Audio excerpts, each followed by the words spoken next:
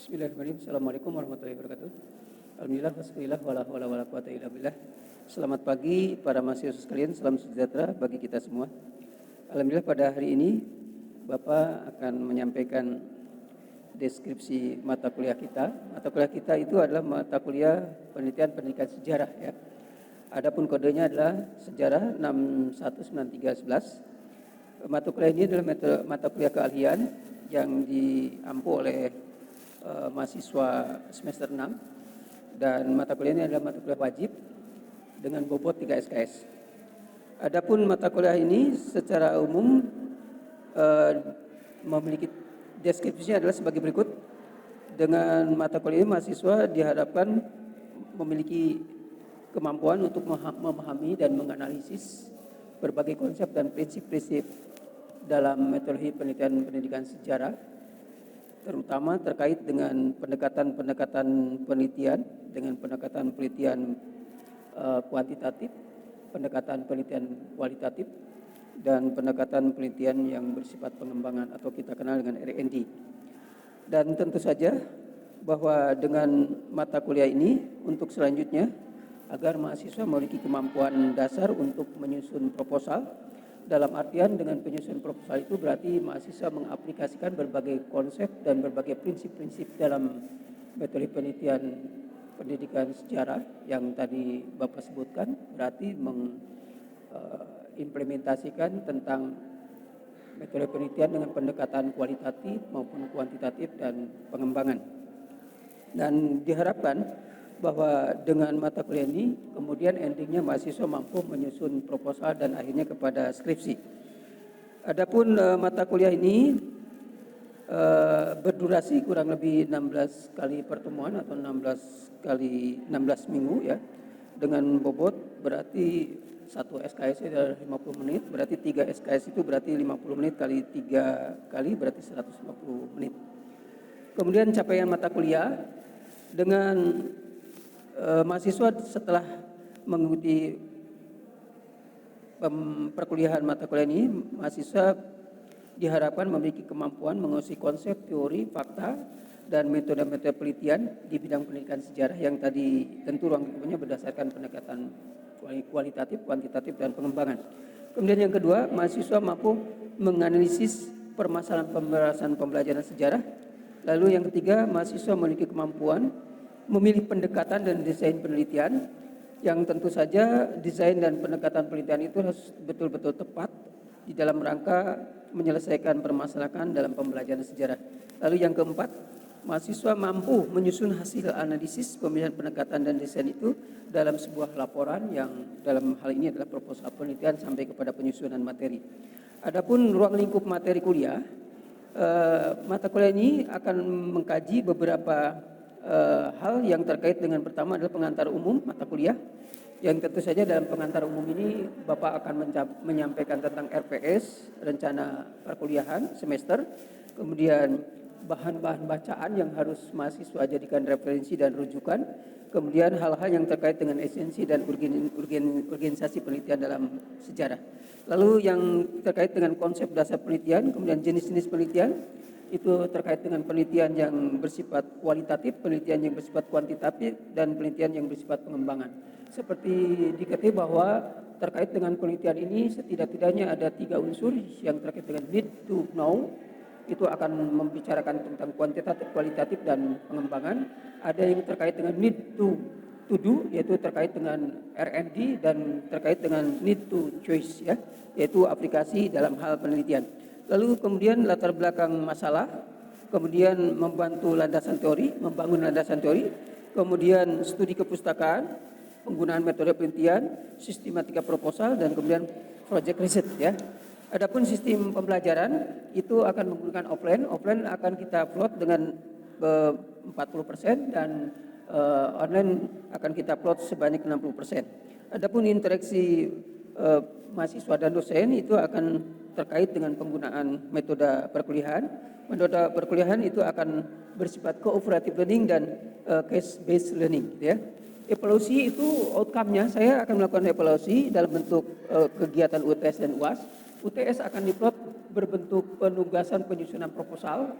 Kenapa harus UTS berbentuk penyusunan proposal? Artinya melatih mahasiswa memiliki keterampilan menyusun proposal.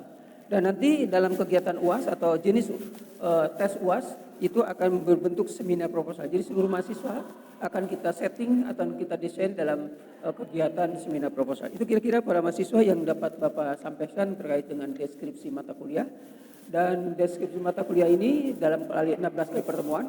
Dan nanti dalam pertemuan selanjutnya akan kita lakukan kegiatan offline ya, yang insya Allah akan Bapak adakan dalam pertemuan minggu depan dalam kegiatan offline. Demikian informasi. Terima kasih. Assalamualaikum warahmatullahi wabarakatuh. Oke, kita akan mencoba mengeksplor beberapa metode penelitian. Ini materi kita. Jadi penelitian itu apa sih? Coba Pak Jar bacakan tuh apa slide itu tuh. Hakikat penelitian memperoleh data bagaimana adanya dan bukan sebagai mana seharusnya. Setiap peneliti memiliki kepercayaan, keyakinan atau kepentingan sehingga akan mempengaruhi hasil penelitian. Oke. Jadi saudara, di dalam sebuah penelitian itu, saudara hanya mengungkapkan tentang data yang ada apa adanya, bukan seharusnya. Artinya di situ apa adanya. Tidak boleh ada rekayasa, tidak boleh ada manipulasi. Sampaikan data apa adanya. Jadi ini lebih cenderung kepada penelitian yang bersifat belum ditulis ya. Kualitatif, deskriptif, dan historis. Itu lebih cenderung di sini. Jadi merekam apa adanya. Nah ini saudara, untuk S1 itu sebenarnya hanya sedikit. Hanya kepentingannya hanya sedikit ya. Jadi untuk S1 itu dia hanya mengaplikasikan saja. Misalnya saudara ingin mengaplikasikan metode problem based learning di dalam proses pembelajaran sejarah. Itu saja. Tantangannya atau tuntutannya tidak terlalu besar. Hanya ingin membuktikan, nih saya itu menggunakan metode project based learning untuk meningkatkan cara berpikir kesejarahan. Nah caranya aja tahapan-tahapan itu disampaikan, dideskripsikan, dinarasikan. Hanya itu saja, nggak ada tuntutan lain. Dan kami pun tidak menuntut saudara untuk menemukan sesuatu yang wah tidak. Jadi menurut saya S1 itu ringan. Gampang bikin skripsi itu. Kenapa kok jadi sulit? Ya saudara sendiri mempersulit diri sendiri. Nah, coba inventarisir masalah-masalah. Pertama tadi sudah dibacakan oleh saudara Apri bahwa inti munculnya masalah itu adanya sesuatu kesenjangan. Misalnya tadi kalau saudara ingin mencari historis, kok kenapa dengan dijatuhkannya bom atom di Nagasaki dan Hiroshima, kok Jepang bertekuk lutut menyerah. Dampak dijatuhkannya bom atom di Hiroshima dan Nagasaki terhadap penyerahan Jepang atas sekutu dan dampaknya terhadap terbentuknya pemerintahan awal di Indonesia. Nah, saudara harus meneliti. Kenapa Jenderal MacArthur itu kok menjatuhkan bom itu di Nagasaki dan Hiroshima? Kenapa tidak langsung di Tokyo? Nah itu masalahnya di situ. Nah jadi ada kesenjangan loh. Ternyata kenapa kok diledakkan di Hiroshima dan Nagasaki itu mempercepat proses penyerahan. Nah itu saudara explore data-data dan sebagainya. Nah itu yang disebut dengan temuan-temuan historis. Ini lebih cocok menggunakan metode historis. Karena kita akan memunculkan data-data historis. Oke ya. Terus bahwa masalah itu harus dirumuskan di dalam kalimat pertanyaan itu sudah lazim, tidak perlu saya itu kan ya. Dan harus pakai apakah, bagaimanakah, di mana, seberapa jauh, seberapa besar. Pokoknya kata-kata bertanya kan saudara itu ya banyak bisa bertanya lah ya. Ada anak bertanya kepada bapaknya, kenapa harus saum dan berpuasa? Itu gampang lah saudara bertanya itu ya, bertanyalah di situ ya. Nah, intinya kan pertanyaan itu kan konsep 4W atau 5W ya? 5W benar. Dan 1H itu saja. Di mana, bagaimana, kapan, siapa, mengapa. Ya, itu. Kan pinter, ya gampang. Mengapa rumput bergoyang kan? Karena tertiup angin atau saudara lewat terlalu kenceng. Bisa saja. Terburu-buru karena ingin buka puasa, bisa saja. Nah oke. Nah ini tolong dibacakan oleh Indah. Mona. Ada Mona enggak? Ya, bacakan Mona.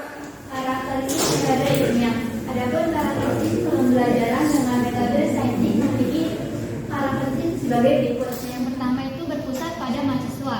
2. Melibatkan keterampilan proses sains dalam mengonstruksi konsep hukum atau prinsip. 3. Melibatkan proses kognitif yang potensial dalam merangsang perkembangan intelek, khususnya keterampilan berpikir tingkat tinggi mahasiswa. Yang keempat, dapat mengembangkan karakter mahasiswa. Ya ini. Jadi saudara, seperti tadi saya awal katakan bahwa outcome S1 itu tidak terlalu tinggi bila dibandingkan dengan S2 dan S3. S1 itu hanya aplikasi, tetapi semuanya itu mengerucut kepada saudara. Saudaralah yang harus mengeksplor kemampuan diri saudara, sehingga apa yang disusun dalam nanti judul ataupun skripsi itu betul-betul saudara kuasai. Karena gaya atau karakteristik S1 itu adalah karakteristik keilmuannya. Atau apa ya, backgroundnya, kualifikasi background. S1-nya dari mana? Sejarah. Berarti dia menguasai kualifikasi tentang kesejarah. S1-nya dari mana? Ekonomi. Berarti dia menguasai kualifikasi background keekonomian. Artinya di situ dia setidak-tidaknya adalah orang yang paling mampu di bidangnya. Tetapi dia bukan ahli. Tetapi dia bukan pakar. Yang dinamakan pakar itu sudah kalau S3 apalagi profesor. Jadi kalau S1 saudara, sementara ini saudara itikadkan aja bahwa kuliah harus selesai dan kemudian saudara mempunyai proposal yang dirancang pada saat ini yang akan nanti oleh saudara matangkan next di semester 7 dan di semester 8. Di semester 7 adalah pengajegan, diajegan dulu ya. Diajegan dulu tuh si proposal judul saudara itu diajegan dulu.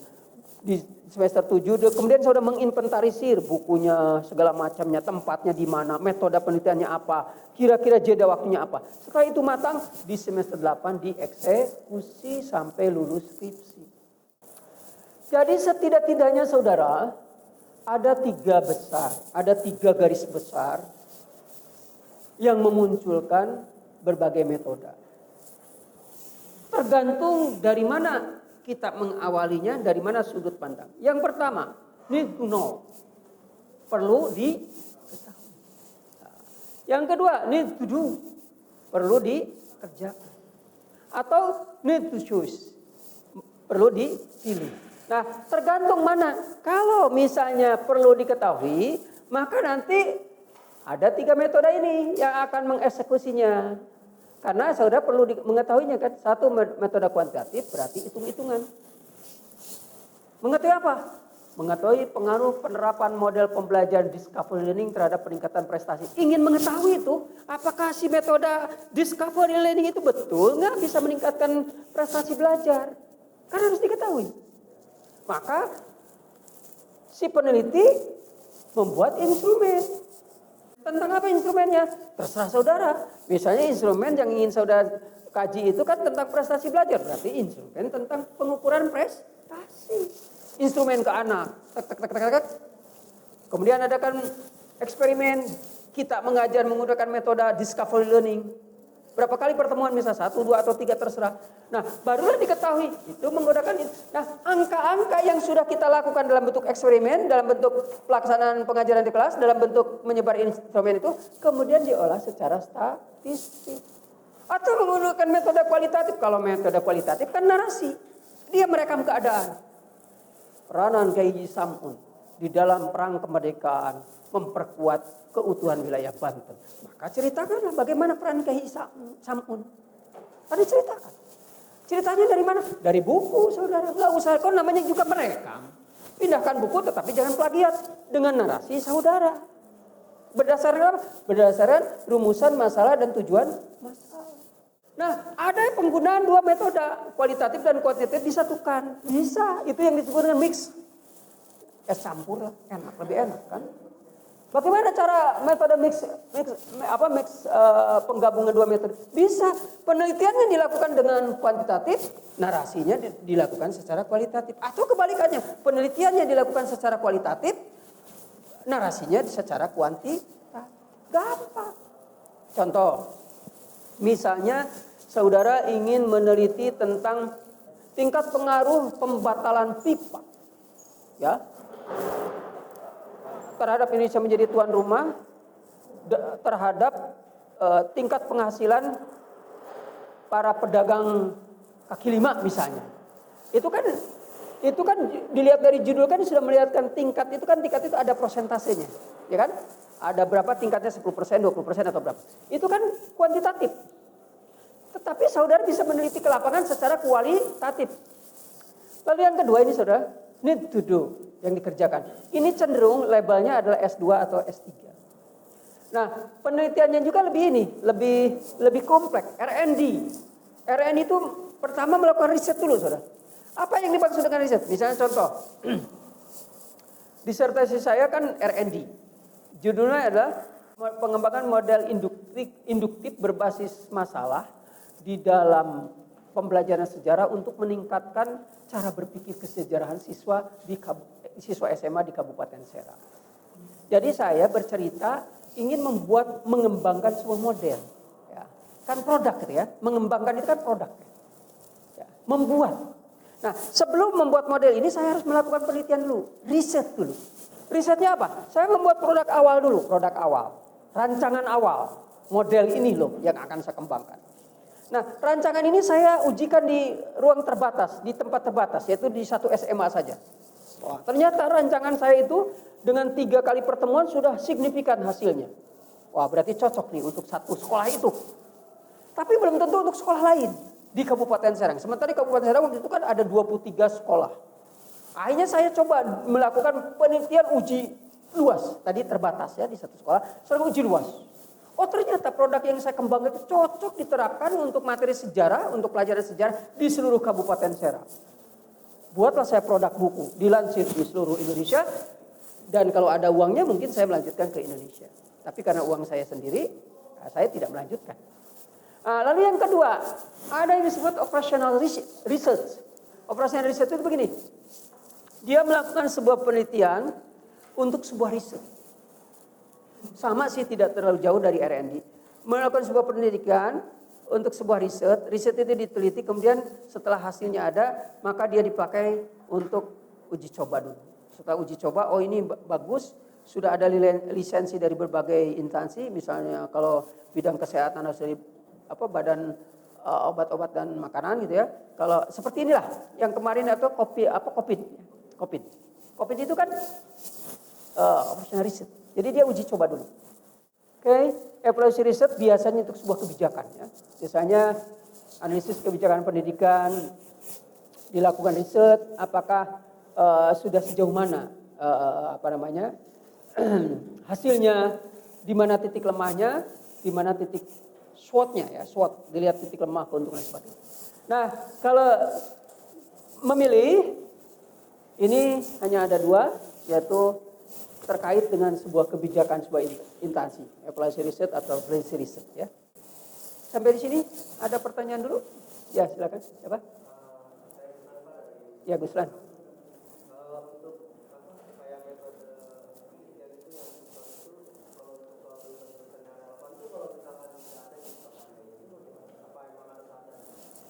Tulisan relevan itu saudara nggak mungkin tidak ada, pasti ada. Artinya gini, metode historical yang relevan itu tulisan-tulisan sebelumnya.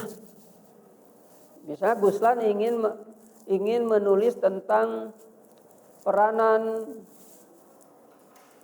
Otto Iskandar Dinata misalnya, peranan Otto Iskandar Dinata di dalam kemerdekaan Republik Indonesia misalnya.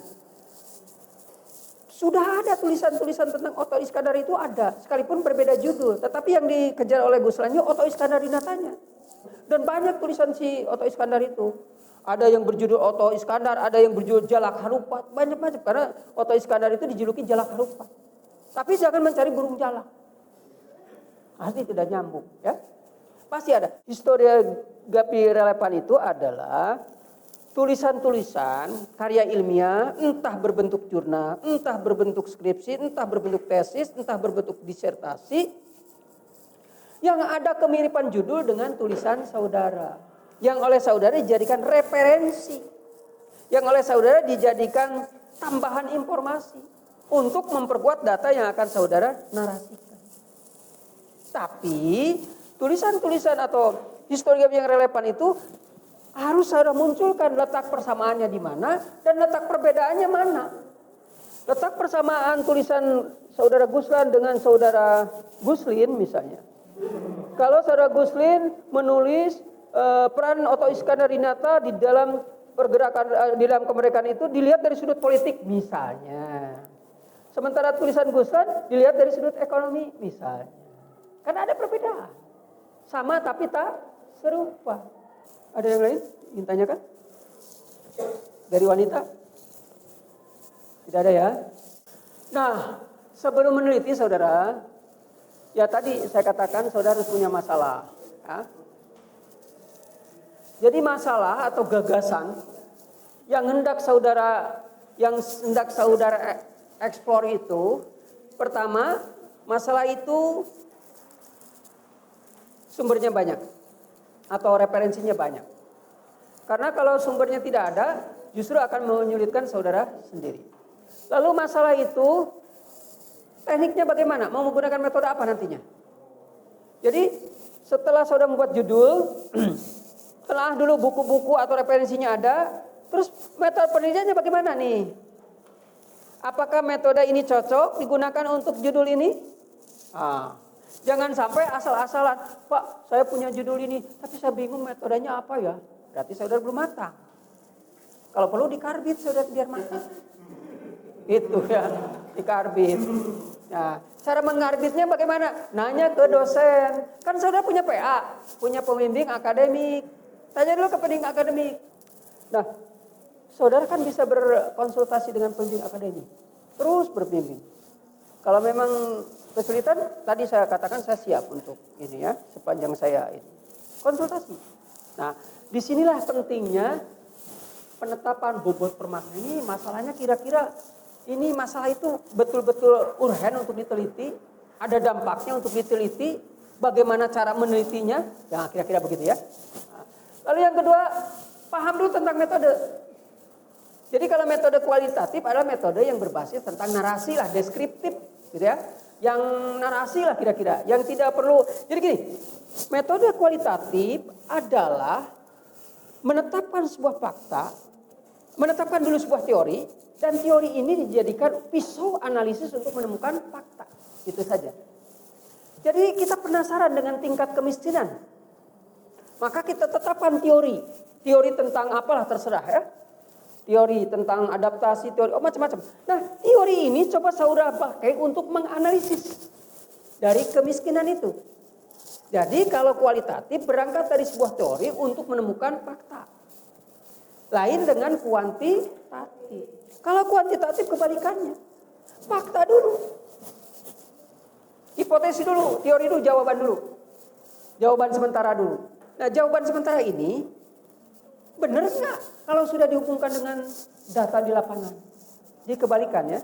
Jadi kalau kuantitatif kita menetapkan dulu teori.